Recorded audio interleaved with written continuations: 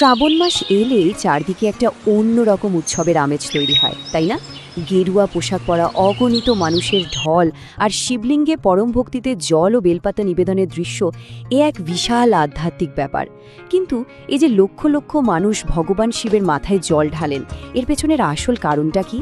আজকের এই বিশ্লেষণে আমরা ঠিক এই প্রাচীন প্রথার গভীরে প্রবেশ করব। এমন এক পৌরাণিক কাহিনী আজ আমরা জানব, যা শুধু ধর্মীয় নয়, বরং জীবনের খুব গভীর একটা শিক্ষার সাথে জড়িত।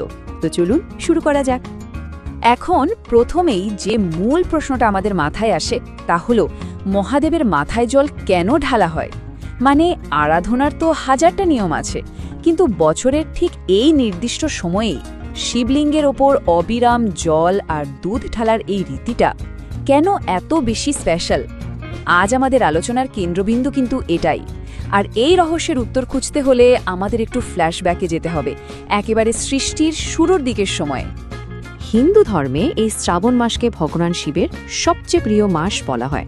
সময়টা খেয়াল করলেই বুঝবেন প্রকৃতির এক অদ্ভুত নবজাগরণ ঘটে এ সময়।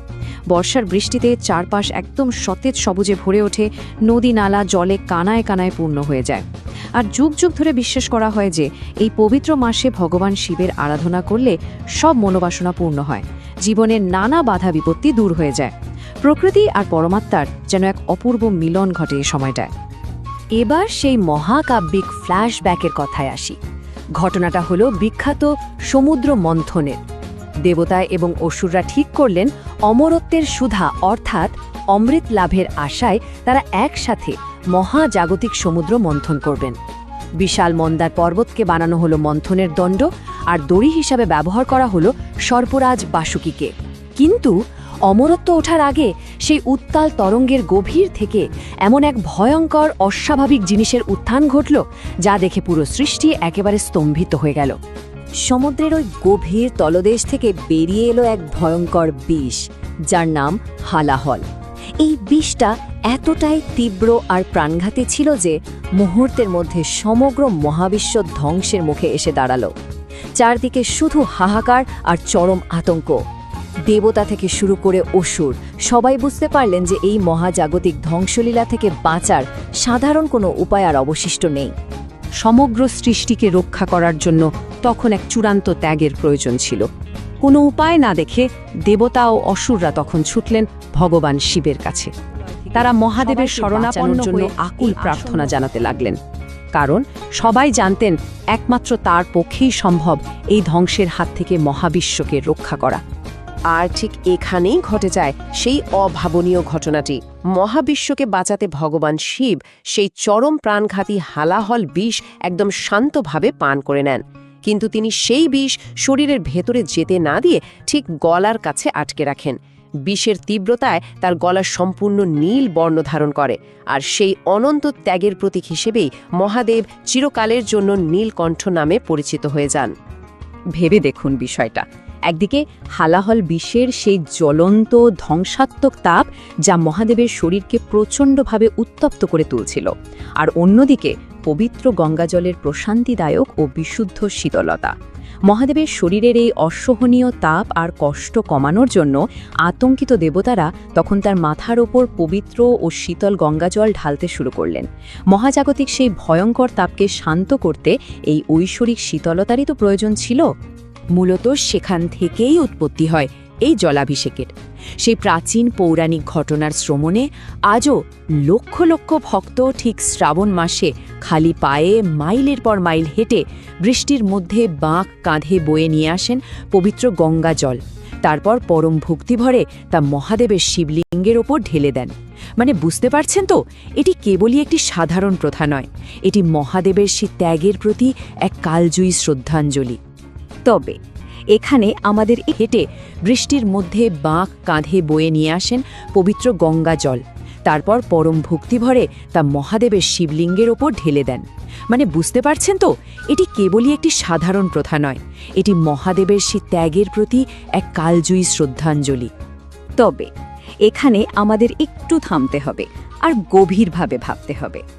এই যে এত জল ঢালা হচ্ছে, এই জল আসলে কিসের প্রতীক?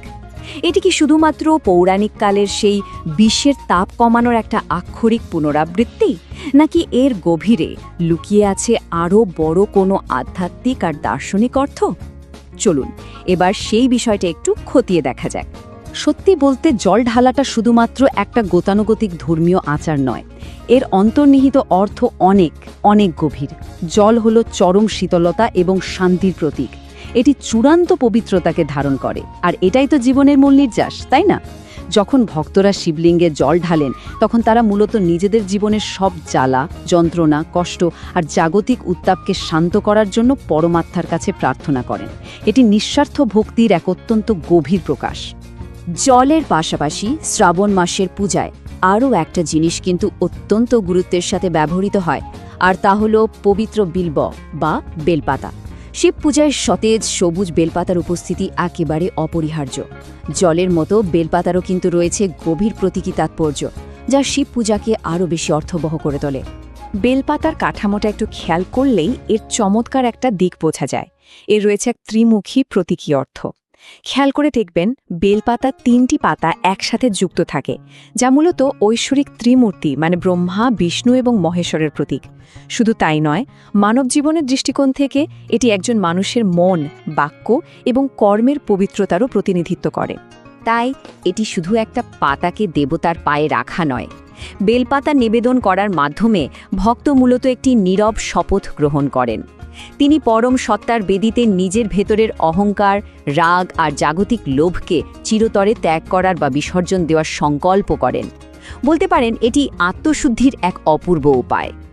শাস্ত্র মতে এই পবিত্র মাসে মহাদেবের নাম জপ, উপবাস এবং জলাভিষেক করার বেশ কিছু সুফল রয়েছে। যেমন ধরুন, এর ফলে গভীর মানসিক শান্তি লাভ হয়, সাংসারিক নানা বাধা ও জটিলতা হ্রাস পায়, পাশাপাশি সুস্বাস্থ্য, দীর্ঘায়ু এবং পরিবারের সুখ শান্তি বৃদ্ধি পায়। আর সবচেয়ে বড় কথা হলো, এর মাধ্যমে মানুষের ভেতরের আত্মিক শক্তি আর ধৈর্যের এক অভাবনীয় বিকাশ ঘটে। তবে এই সব কিছু জানা সত্ত্বেও একটা বিষয় মনে রাখা খুব জরুরি। এই পুরো ব্যাপারটাই কিন্তু আদ্যপ্রান্ত ব্যক্তিগত বিশ্বাসের এক যাত্রা। এই আচার অনুষ্ঠানগুলো আমাদের ধর্মীয় ঐতিহ্যের খুব গভীরের অংশ হলেও এদের প্রকৃত শক্তি আর কার্যকারিতা সম্পূর্ণভাবে নির্ভর করে একজন মানুষের নিজস্ব বিশ্বাস, আন্তরিকতা আর ভেতরের ভক্তির ওপর। কারণ ভক্তি ছাড়া তো কোনো আচারেরই পূর্ণতা আসে না। ভগবান শিবের সেই ২০ পানের ঘটনা থেকে পাওয়া জীবনের সবচেয়ে বড় শিক্ষাটা কি জানেন? অন্যের মঙ্গল করতে হলে কখনো কখনো নিজের কষ্টও সহ্য করতে হয়। মহাদেব আমাদের শেখান যে বৃহত্তর স্বার্থে কাজ করতে গেলে এবং প্রকৃত করুণা দেখাতে গেলে অনেক সময় অপরিসীম ব্যক্তিগত ত্যাগ স্বীকার করতে হয়। আর ঠিক এই মহান ত্যাগের স্মরণেই মূলত শ্রাবণ মাসের এই বিশাল আয়োজন। আজকের এই বিশ্লেষণটি শেষ করার আগে একটি খুব শক্তিশালী প্রশ্ন সবার জন্য রেখে যেতে চাই। অন্যের মঙ্গলের জন্য আমরা নিজেরা কতটা ত্যাগ স্বীকার করতে প্রস্তুত? ভগবান শিবের মাথায় জল ঢালার দৃশ্যটি যেন প্রতিনিয়ত